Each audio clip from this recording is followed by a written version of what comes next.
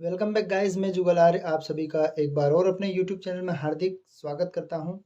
हम लेकर आए हैं कक्षा 11वीं केमिस्ट्री, जो कि रसायन विज्ञान है आपका।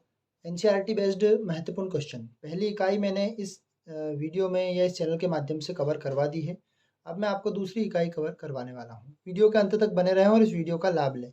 यहाँ दूसरी इकाई का पहला वीडियो है और पहली इकाई के सारे जो पार्ट्स बने हुए हैं 8-10 पार्ट्स, वो आप देखने के लिए हमारे चैनल को जल्द से जल्द सब्सक्राइब करें, बेल आइकन को प्रेस करें ताकि इसी प्रकार के नई वीडियो या रोचक वीडियो आपको मिल सके। तो आप लोगों का ज़्यादा समय ना लेते हुए मैं इस वीडियो की कड़ी को स्टार्ट करता हूँ।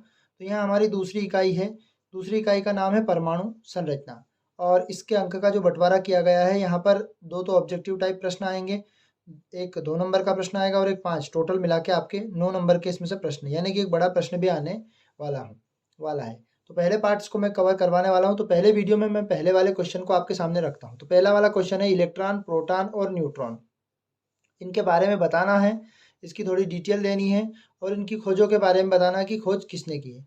सबसे पहले मैं आपको बता देता हूँ मूलकण, यानी कि हमारे ब्रह्मांड में सभी प्रकार के तत्व होते हैं और उन तत्वों को जो सरलतम इकाई होती है, वहाँ अनेक परमाणुओं का अध्ययन करने के लिए अनेक तत्व लिए जाते हैं, जिन्हें यानी कि कई तत्व आधुनिक खोज में 35 से अधिक रचक कण प्राप्त हुए और उन रचक कण को समझने के लिए मुख्य रूप से जो रचक कण है वो 3 है।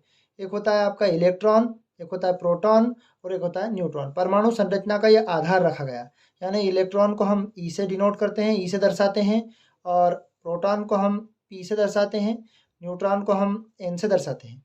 इलेक्ट्रॉन पर ऋणावेश रहता है, प्रोटॉन पर धनावेश रहता है और न्यूट्रॉन पर उदासीन, यानी जीरो मतलब ये उदासीन आवेश होता है ना।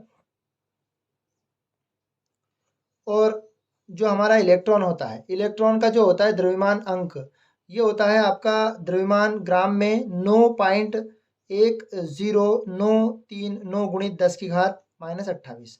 यहाँ पर प्रोटॉन का होता है 1.676262 गुणित 10 की घात -24 और ये न्यूट्रॉन का होता है 1.67493 गुणित 10 की घात -24।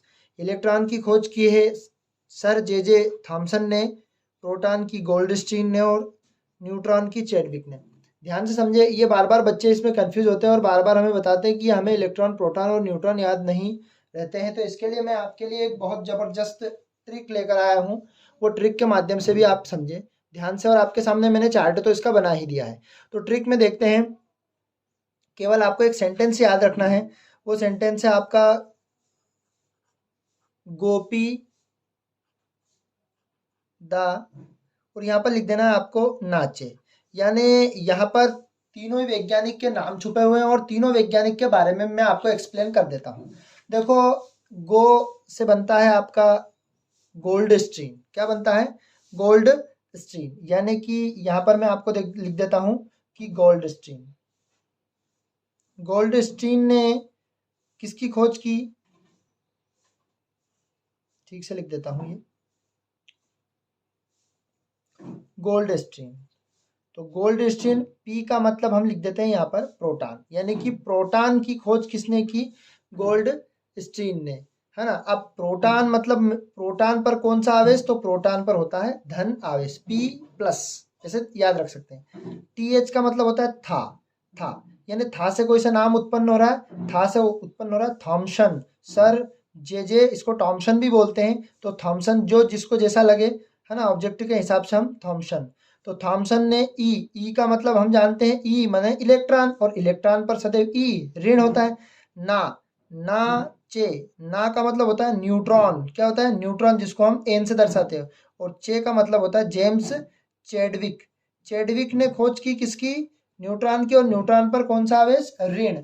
इलेक्ट्रॉन पर ऋण आवेश होता है, न्यूट्रॉन पर उदासीन होता है, जीरो आवेश होता है, और प्रोटॉन पर धन आवेश होता है। तो एक सेंटेंस याद रखना है आपको, गोपी दा नाचे। गो का मतलब गोल्डस्टीन, पी का मतलब प्रोटॉन, TH था मतलब थॉमसन ने इलेक्ट्रॉन की खोज की, ना मतलब न्यूट्रॉन जेम्स चैडविक ने। तो हमने इसमें ट्रिकली हमने समझ लिया इस प्रश्न को, ताकि आपको कभी भी इसमें डाउट ना रहे। अब हम सेकंड वाले क्वेश्चन को पढ़ेंगे। सेकंड वाले क्वेश्चन में दिया गया है परमाणु संख्या, परमाणु भार, अच्छा परमाणु भार को ही परमाणु द्रव्यमान बोलते हैं, समस्थानिक, संभारिक, ये हम आपको पढ़ने वाले हैं या बताने वाले हैं। तो ध्यान से समझते हैं पहले परमाणु संख्या। तो परमाणु संख्या क्या होती है? तो यहाँ पर परमाणु संख्या में मोजले यानी कि आवर्त जो सारणी दी गई है, दो वैज्ञानिक ने दी। पहले आधुनिक आवर्त सारणी बनाई गई जो मोजले के अनुसार बनी, और पहले बनी थी मेंडलीव की आवर्त सारणी। मतलब एक मेंडलीव नामक वैज्ञानिक जिसने परमाणु भार को तवज्जो दी थी। तो ये मोजले के अनुसार बताया गया है कि जो परमाणु होते हैं, परमाणु के नाभिक में उपस्थित इकाई धनावेश की संख्या उस तत्व का परमाणु संख्या या परमाणु क्रमांक कहलाती है, जिसे हम जेड से दर्शाते हैं। यानी कि नाभिक का मतलब होता है केंद्र, केंद्र में उपस्थित धनायन ऋणायन, यानी कि केंद्र में धन आवेश की संख्या जितनी भी होती है वो परमाणु संख्या कहलाती है। कह सकते हैं कि जो परमाणु में प्रोटॉन की संख्या और इलेक्ट्रॉन की संख्या दोनों आपस में क्या होती है? बराबर होती है। किसकी संख्या? प्रोटॉन, क्योंकि परमाणु संख्या जो होती है प्रोटॉन और इलेक्ट्रॉन से मिलकर, तो परमाणु में प्रोटॉन और इलेक्ट्रॉन जो दोनों होते हैं वो आपस में कैसे होते हैं? वो बराबर होते हैं, ऐसा भी हम कह सकते हैं। और यहाँ पर यदि धनायन में इलेक्ट्रॉन की संख्या होगी, किसमें? धनायन में इलेक्ट्रॉन की संख्या, ऐसा भी लिख दो शॉर्टकट में लिखना चाहो तो। धनायन में इलेक्ट्रॉन की संख्या यानी कि परमाणु द्रव्यमान को, परमाणु संख्या को हम जेड से दर्शाते हैं। तो जेड जितने भी परमाणु क्रमांक रहेंगे, इनके परमाणु क्रमांक, उसमें से हम धनायन में से धनावेश की संख्या को हम घटा देंगे। जस्ट धनायन की बात हो रही है। धनावेश की जो संख्या जैसे mg है और mg पर प्लस है, तो उस दो को हम परमाणु में से घटा देंगे। फिर एक बात करते हैं ऋणायन में। ये तो हो गया हमारा धनायन। अब हम किसकी बात कर लेते हैं? ऋणायन की बात कर लेते हैं। तो ऋणायन में किसकी संख्या? इलेक्ट्रॉन की संख्या। तो ऋणायन में इलेक्ट्रॉन की संख्या देख लेते हैं हम। तो ऋणायन में इलेक्ट्रॉन की संख्या, तो ऋणायन में इलेक्ट्रॉन की संख्या यानी कि परमाणु संख्या, तो परमाणु संख्या Z उल्टा होगा। ऋणायन में जितने भी धनावेश रहेंगे उस पर, जैसे mg पर +2 रहेंगे, तो यहाँ पर इसको क्या कर देंगे? ऋणावेश को हम घटा देंगे, इनके ऋणावेश को हम क्या कर देंगे? उसमें जोड़ देंगे। तो ये ऋणावेश की संख्या, ये हो गया हमारा परमाणु क्रमांक। ये ध्यान रखना है क्योंकि इनका प्रयोग ऑब्जेक्टिव टाइप क्वेश्चन में ज्यादा होता है। अब हम पढ़ते हैं द्रव्यमान संख्या, यानी कि द्रव्यमान संख्या या द्रव्यमान अंक या परमाणु भार भी बोलते हैं। लगभग ये परमाणु क्रमांक का लगभग क्या होता है? 2 गुना होता है। परमाणु क्रमांक का लगभग 2 गुना होता है। अब देखते हैं ध्यान से परमाणु द्रव्यमान। तो परमाणु के नाभिक में उपस्थित, परमाणु के नाभिक में उपस्थित प्रोटॉन तथा न्यूट्रॉन की संख्या का योग जो होता है, प्रोटॉन तथा न्यूट्रॉन, वहां प्रोटॉन और इलेक्ट्रॉन दोनों आपस में बराबर थे, लेकिन यहाँ प्रोटॉन तथा न्यूट्रॉन की संख्या का योग होता है, वो परमाणु द्रव्यमान, द्रव्यमान अंक या द्रव्यमान संख्या कहलाती है। इसे हम किससे दर्शाते हैं? ए से दर्शाते हैं। उदाहरण के लिए ए बराबर प्रोटॉन प्लस न्यूट्रॉन की संख्या, प्रोटॉन की संख्या और न्यूट्रॉन की संख्या को जोड़ दोगे तो न्यूक्लियॉन बनेगा, और उस न्यूक्लियॉन को हम परमाणु संख्या, परमाणु भार या द्रव्यमान संख्या, द्रव्यमान अंक भी कहते हैं। अब हम आगे पढ़ते हैं समस्थानिक। समस्थानिक को देखते हैं।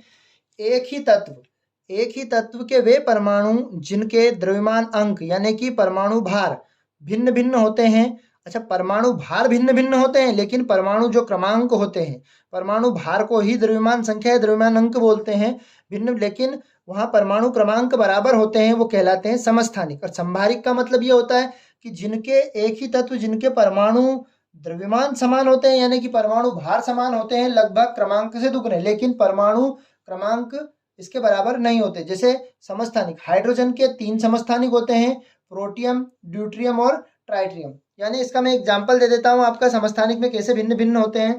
तो समस्थानिक में जैसे मान लो मैंने एक सोडियम लिया, सोडियम का जो परमाणु भार होता है वो होता है 23, और सोडियम का जो परमाणु क्रमांक होता है 11, यानी कि इधर भी सामने भी लिख सकते हैं।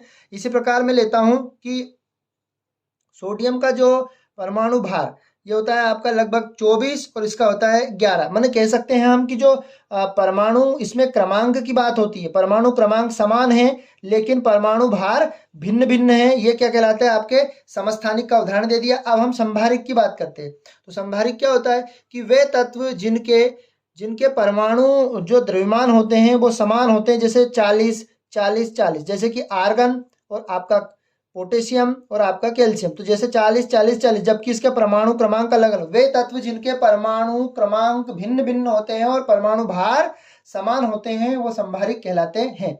इससे संबंधित मोस्ट इंपोर्टेंट एग्जांपल देता हूं मैं आपको, जो कि परीक्षा में बार बार रिपीट हुआ है और आपके इस बार भी आने के लिए बहुत संभावना इसकी बन जाती है। तो एक तत्व का परमाणु क्रमांक 13 है, यानी कि कोई सा भी एक तत्व होता है उसका परमाणु क्रमांक कितना होता है?